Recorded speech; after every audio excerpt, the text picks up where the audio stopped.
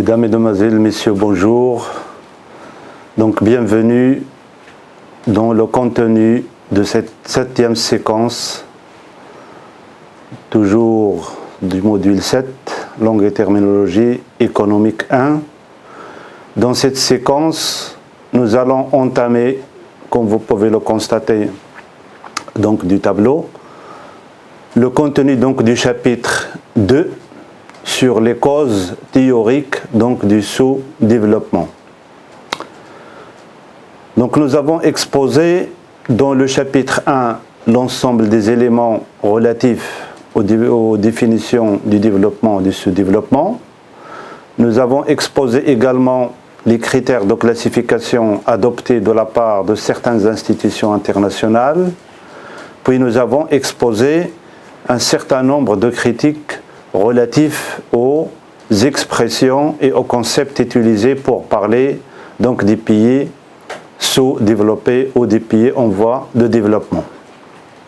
Donc dans ce deuxième chapitre, nous allons essayer de parler des causes théoriques du sous-développement. Quelles sont les principales causes théoriques du sous-développement? Donc les plus importantes causes donc abordées et citées et étudiées de la part des spécialistes dans le domaine sont 5 principales causes. La première, elle concerne l'explosion démographique, c'est-à-dire nous allons essayer de voir comment l'explosion démographique peut être considérée comme une cause ou un facteur principal parmi les facteurs du sous-développement. Dans un deuxième temps, nous allons exposer le contenu du deuxième facteur, c'est-à-dire le manque des capitaux ou du capital. Le troisième facteur aux causes théoriques, le dualisme économique. Le quatrième facteur aux causes théoriques, les facteurs subjectifs. Puis le cinquième, les facteurs naturels. إذن كما يتضح من خلال عناصر التي سيتم تناولها داخل هذا الفصل، فهذا الفصل سيكون موجه نحو تحليل وتقديم الأسباب النظرية للتخلف. هذا يعني أن هناك أسباب نظرية وأخرى حقيقية. cause réelle du sous-développement.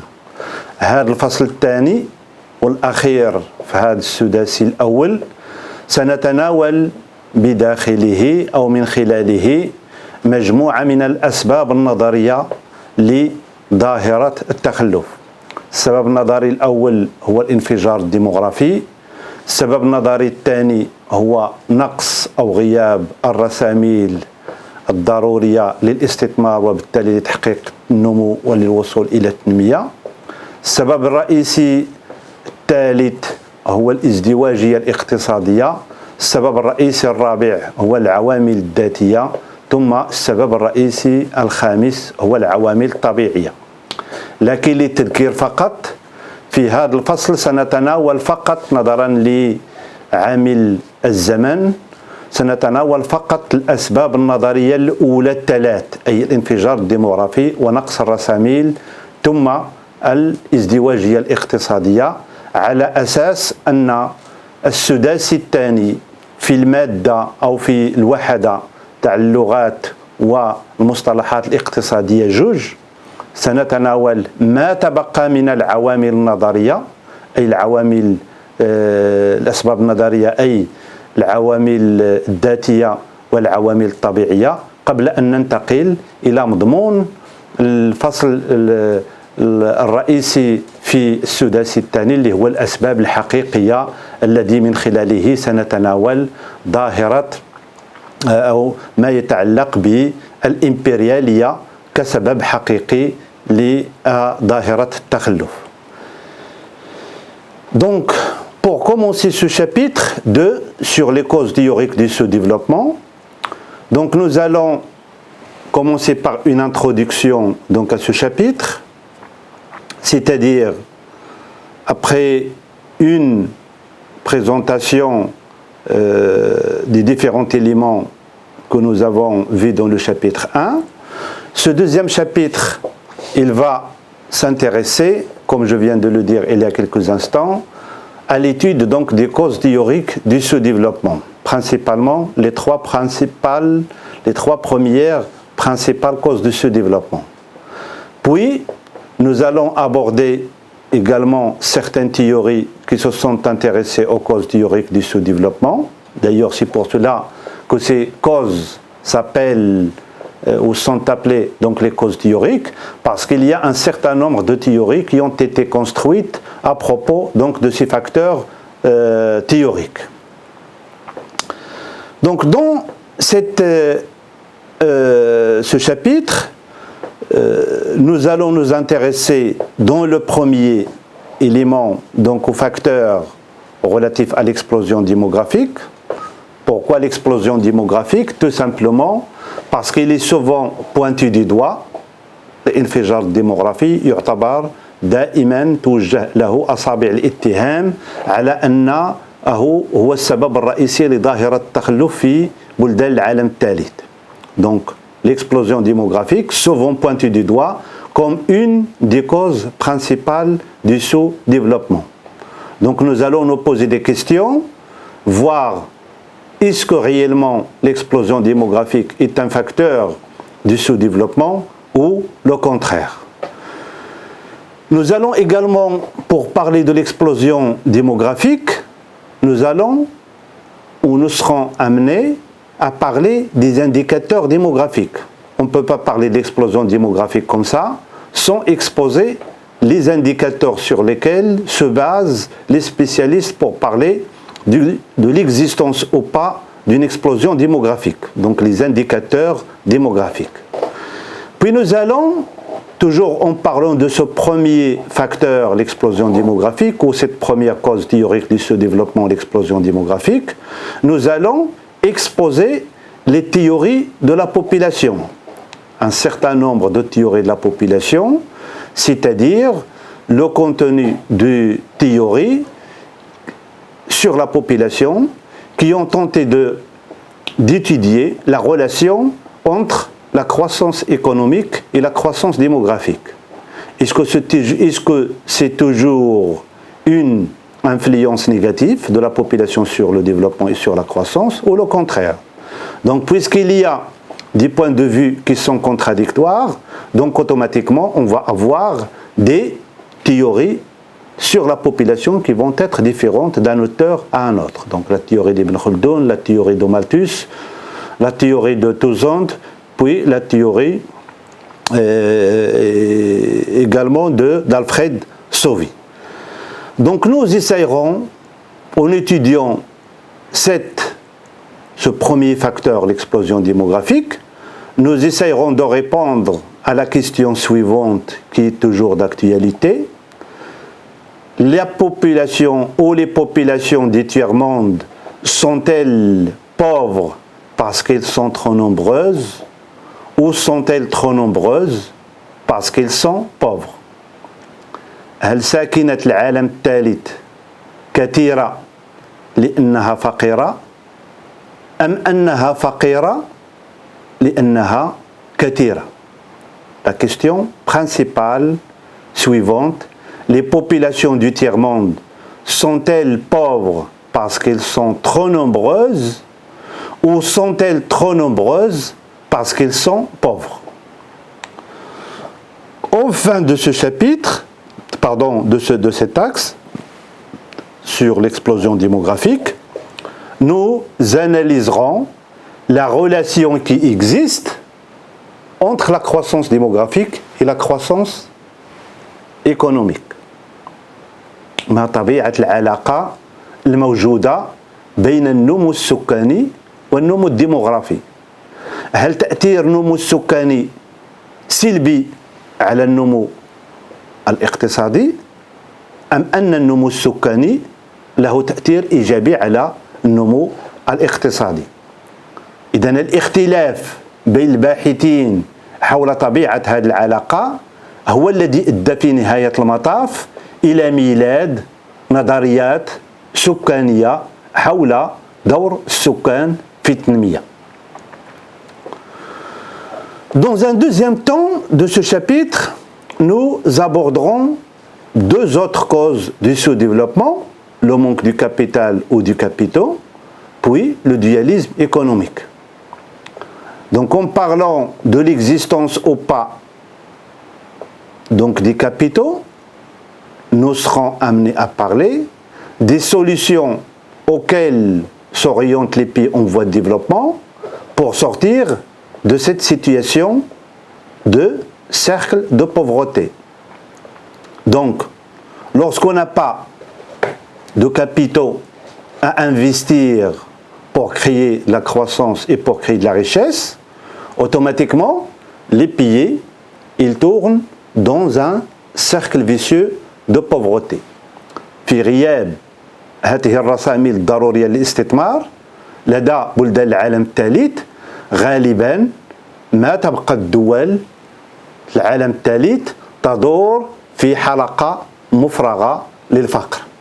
لماذا؟ لسبب بسيط، هو أننا أشرنا في بداية هذا الفصل أن الوصول إلى التنمية لا بد من وجود نمو، وهذا النمو سيؤدي إلى التراكم، إلى إنتاج الثروة وإلى تراكم الثروة في مرحلة أولى أولا لسد الحاجيات السكانية لدى المجموعة البشرية المعنية أو لدى الجهة المعنية أو لدى البلد المعني، ثم في مرحلة ثانية استمرار هذا النمو سيؤدي في نهاية المطاف إلى تراكم الثروة، وبالتالي تراكم الثروة يؤدي إلى وجود الادخار، أي وجود رساميل، وهذه الرساميل هي التي تستعمل في إطار الاستثمار، وبالتالي تشجيع الاستثمار وبالتالي الاستمرار في إنتاج الثروة. Donc, lorsqu'on va parler de l'absence des capitaux ou de l'insuffisance des capitaux، غياب الرساميل أو قلة الرساميل، فإننا سنكون مجبرين عن الحديث عن الحلقة المفرغة للفقر.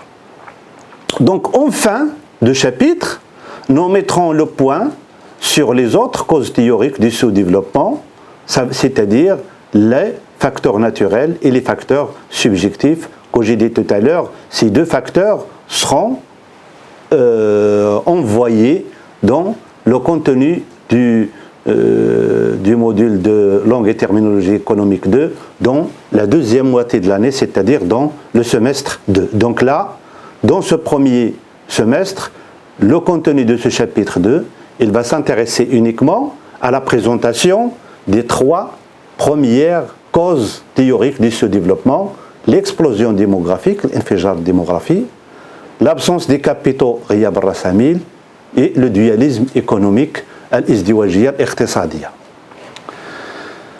إذا لنبدأ بالسبب النظري الأول، أي الانفجار الديموغرافي.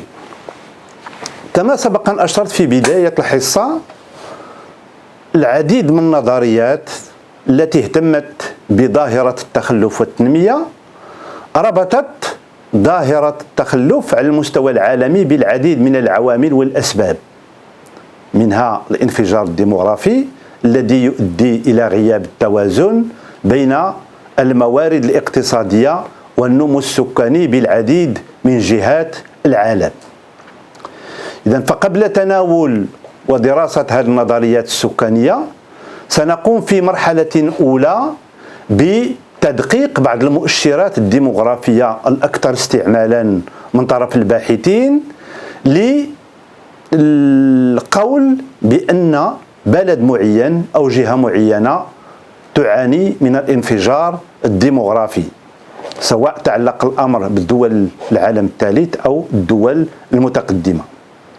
لكن قبل ذلك، قبل تناول هذه المؤشرات، سنقدم مقتطفات من بعض الكتابات التي تناولت موضوع النمو السكاني أو الانفجار الديموغرافي حتى نتمكن من معرفة بعض المميزات الديموغرافية لساكنة الدول المتخلفة، وبالتالي عند معرفة هذه المميزات، هذه الخصائص الديموغرافية لشعوب دول العالم الثالث، الدول المتخلفة، سيكون بإمكاننا مقارنتها مع مثيلاتها في الدول المتقدمة كما يمكن أن يتضح من النماذج أسفلها. Donc, comme nous l'avons déjà précisé auparavant, notre méthodologie de travail dans cette matière, dans ce module, se base principalement sur l'étude donc des extraits des livres qui parlent sur des aspects relatifs au phénomène du sous-développement. كما جرت العادة منذ بداية الحصص الأولى اعتمدنا على دراسة مقتطفات من كتب لباحثين معروفين في إطار اقتصاد التنمية أو يهتمون بدراسة ظاهرتي التخلف والتنمية. إذن هنا سنقدم مقتطف للباحث أندري غوتيه يتحدث فيه عن بعض الخصائص والمميزات المرتبطة بدول العالم الثالث. Donc qu'est-ce qu'il écrit l'auteur?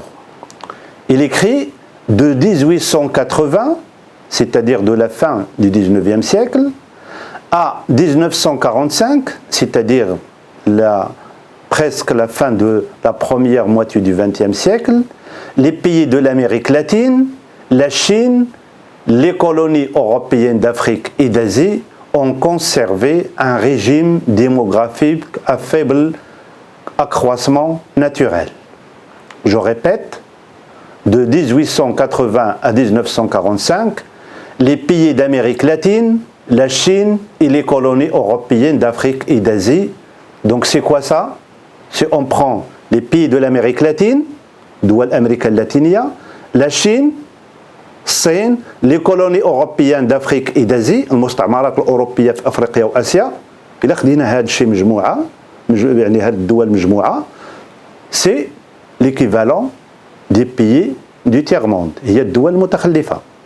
Donc l'auteur écrit, ces régions, ces pays ont conservé un régime démographique à faible accroissement naturel.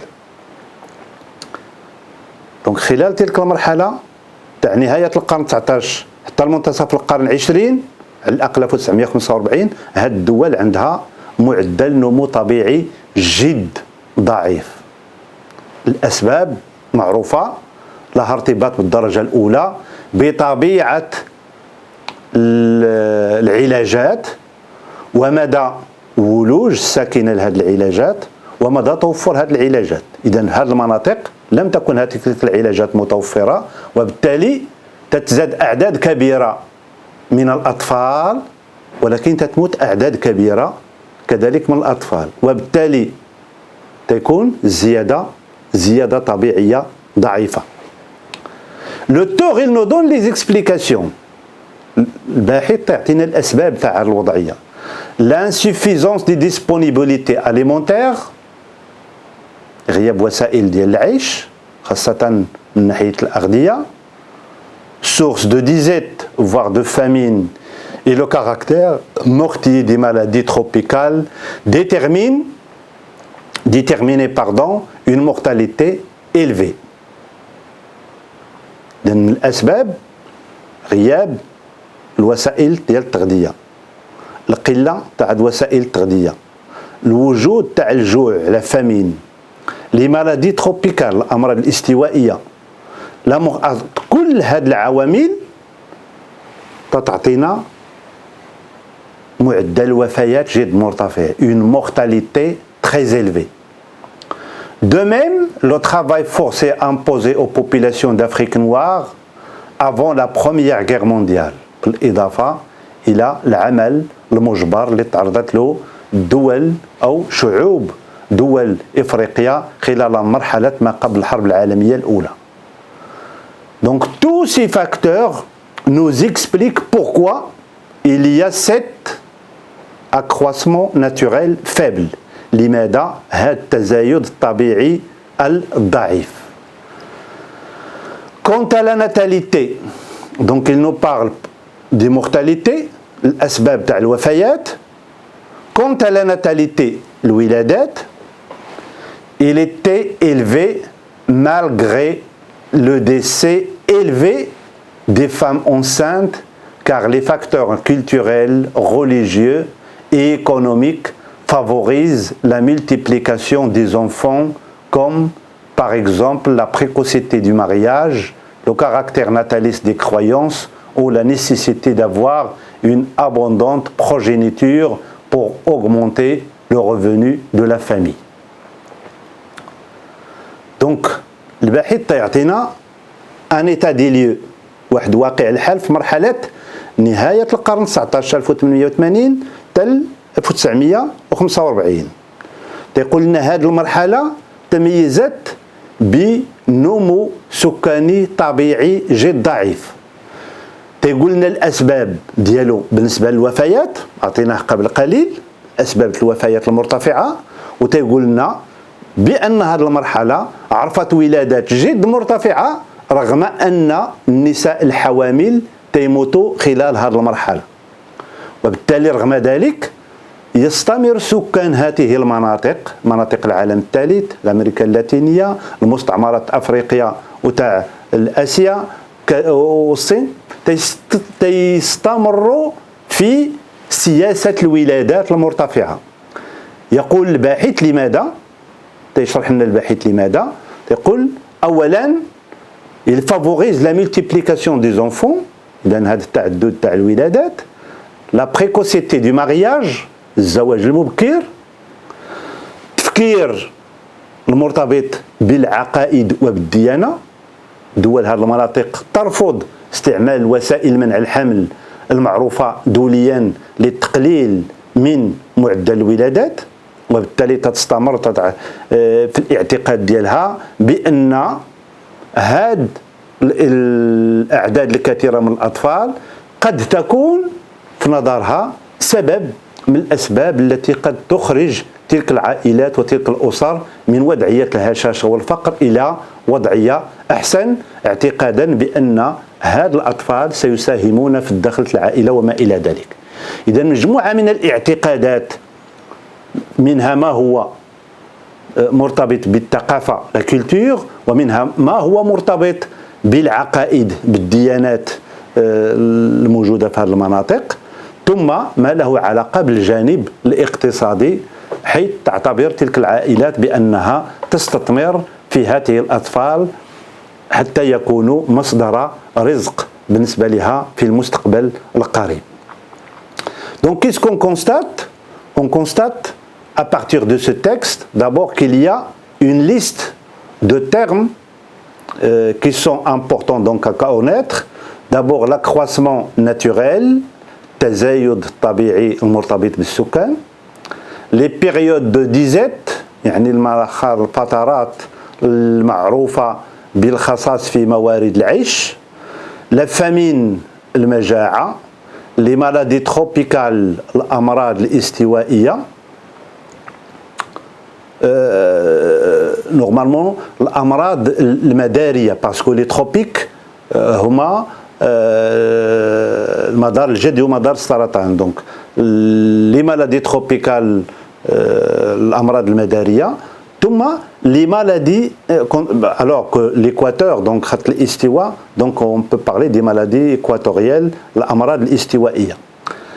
الوفيات donc la mortalité الوفيات، la natalité الولادات، le décès الموت، le décès des femmes enceintes موت النساء الحوامل يتحدث الباحث عن ذلك، la multiplication des enfants تعدد الأطفال، الزواج المبكر اللي تعني لو مارياج بريكوس، لي كرويونس العقائد. Donc un autre texte toujours pour montrer l'importance donc de l'explosion démographique comme facteur et comme cause théorique. Un autre texte qui est d'André Loy, publié en 1999, dans lequel André Loy écrit « Le tiers-monde fait peur. Si le nord manque de naissance, le sud en a trop. » إذن في البداية هذا الباحث الذي ينتمي إلى فرنسا والذي يأخذ بعين الاعتبار الوضعية والتموقع الجغرافي الذي ينتمي إليه اللي هو العالم المتقدم في الشمال، يتحدث عن نوع من الخوف. خوف ماذا؟ خوف العالم المتقدم من الانفجار الديموغرافي الذي يعرفه العالم الثالث. يقول le tiers monde fait peur. العالم الثالث يخيف. Si le Nord, on a parlé l'autre jour des pays du Sud et du pays du Nord, si le Nord, c'est-à-dire si les pays développés manquent de naissance, تعاني من الخصاص في الولادات, le Sud, يعني العالم المتخلف, on a trop, عنده بزاف.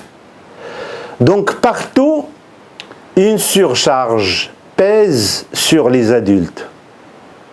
هناك ثقل على عاتق البالغين سواء في الشمال أو في الجنوب.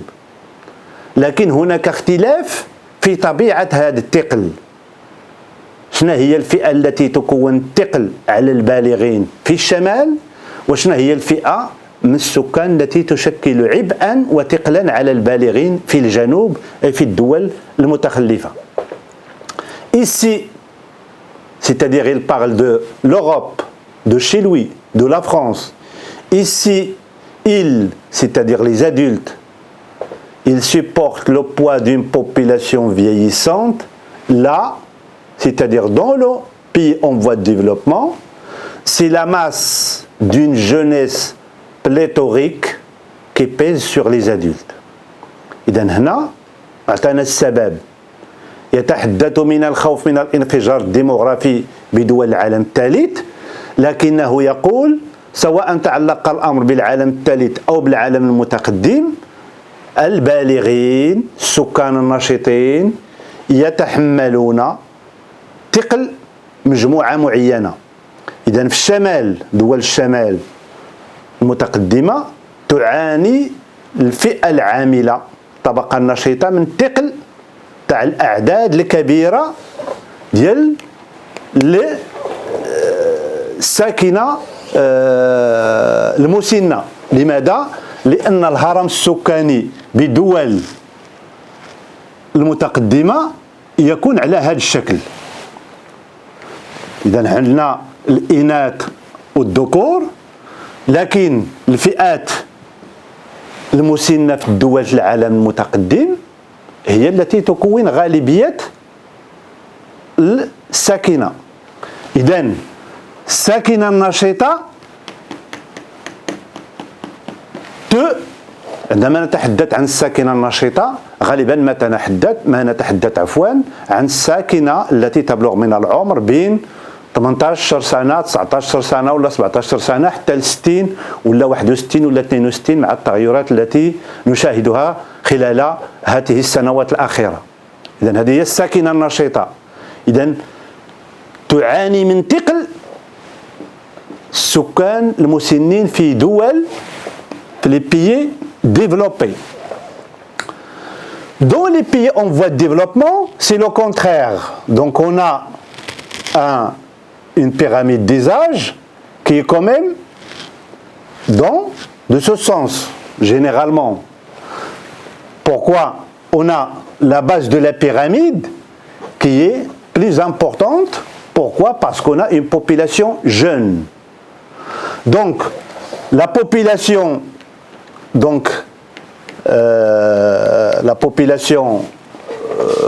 active, الساكنة النشطة التي عندها بين 18 فما فوق 59 60 سنة، عندها الثقل تاع هاد لا باز ديال لي بيراميد اللي هذه هي لا بيراميد دي بيي اون فوا دو ديفلوبمون.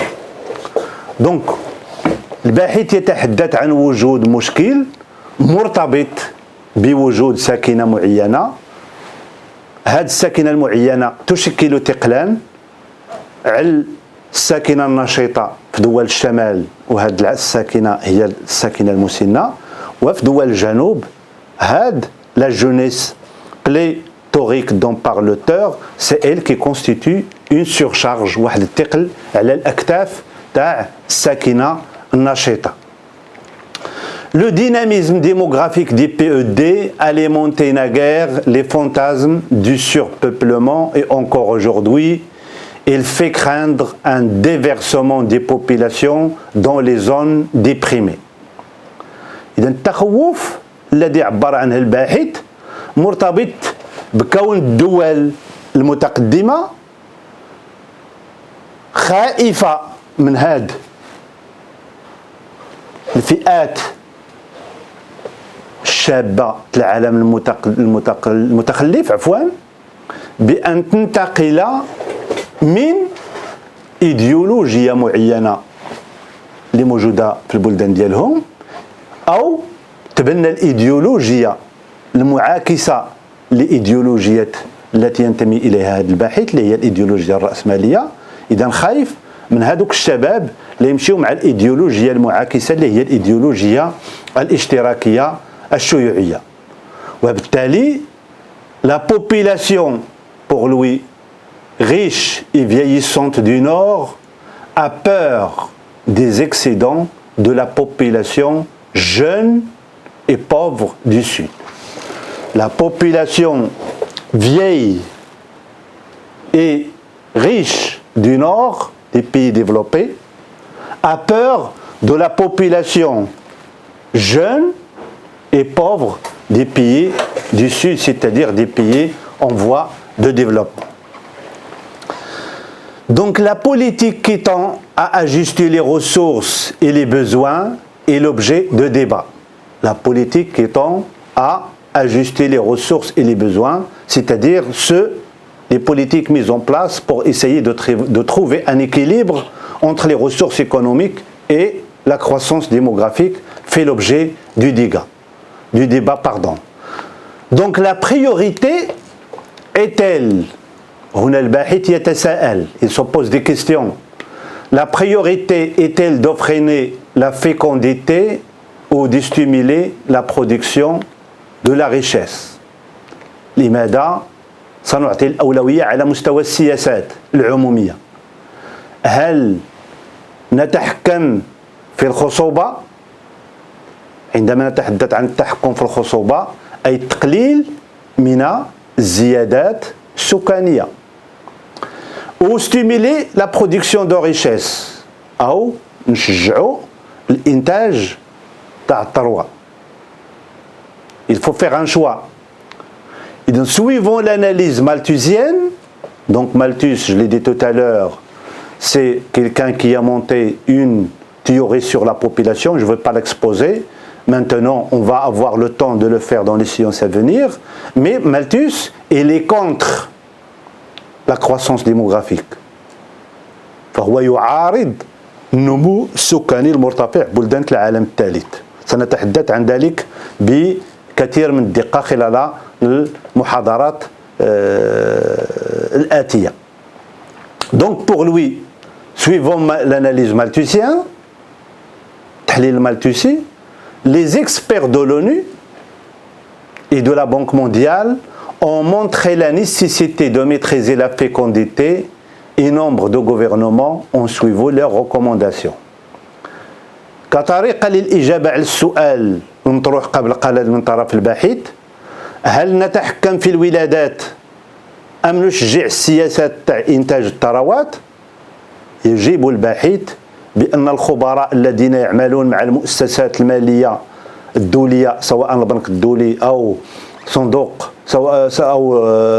النقد الدولي أو حتى الخبراء الذين يعملون مع هيئة الأمم المتحدة، هذو الخبراء كلهم متفقين على الاستراتيجية الأولى، على اتباع مضمون نظرية توماس روبرت مالثوس، أي la maîtrise de la fécondité، التحكم في الخصوبة الذي يعني أوتوماتيكيا التحكم في أعداد الولادات. والعديد من بلدان العالم الثالث اتبعوا تلك التوجهات وتلك التوصيات الصادرة عن تلك المؤسسات لاعتبارات عدة، منها ما له علاقة بسياسة القروض، وبالتالي تلك المؤسسات المالية الدولية عندما تلجأ إليها دولة معينة من دول العالم الثالث فإنها لا تتوانى في وضع بعض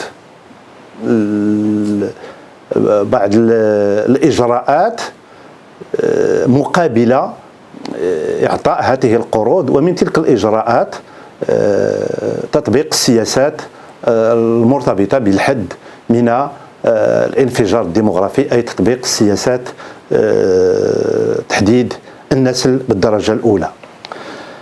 إذا نفس الشيء في هذا المقتطف عندنا مجموعة من المصطلحات.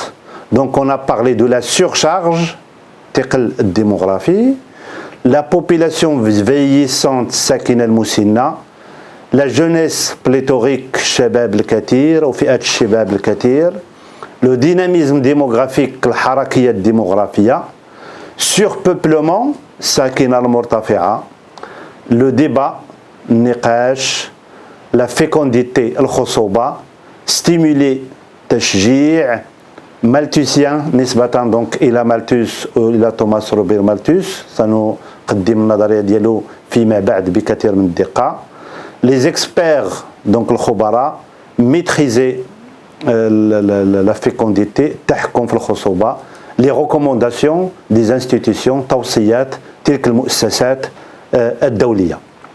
إذا نكتفي بهذا القدر وإلى الحصة المقبلة إن شاء الله.